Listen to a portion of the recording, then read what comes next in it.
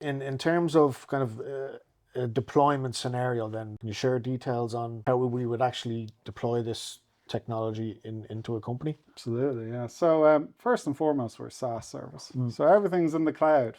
So all the technology is in the cloud. That's got a few benefits to it. Obviously, the first one is scale. Because we're cloud-based, we can scale as far as you want. So we've got some customers who are running pen tests every 3 days across 250,000 nodes on their network or assets on their network. So that's one of the first benefits of being cloud scale.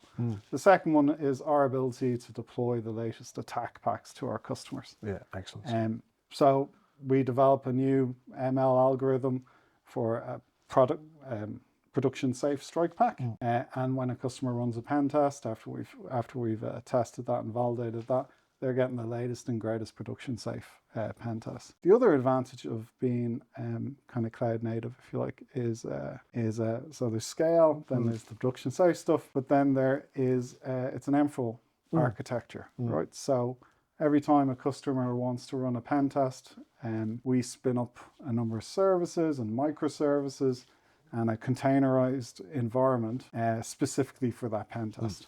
And so any data that we might capture is destroyed after that pen test. So, excellent. So during a pen test, we'll enumerate over a customer's network, and then we use kind of ML and AI in order to drive next best decision for autonomous pen testing. So the second part of that is like, well, how do I get that inside my network, right? Obviously, external pen tests, we do that from the cloud towards your network. Things like Entra ID audits, we'll do that from our cloud to your network. But for an internal pen test, there's no need to like have specific hardware or GPUs. We take care of all that from our cloud service, but you do need a bastion host deployed into your network. And that can be, it's a Docker container. And so that can be deployed in your current environment. But for simplicity, we also provide an OVA. So people can download that OVA and put it on their virtual infrastructure.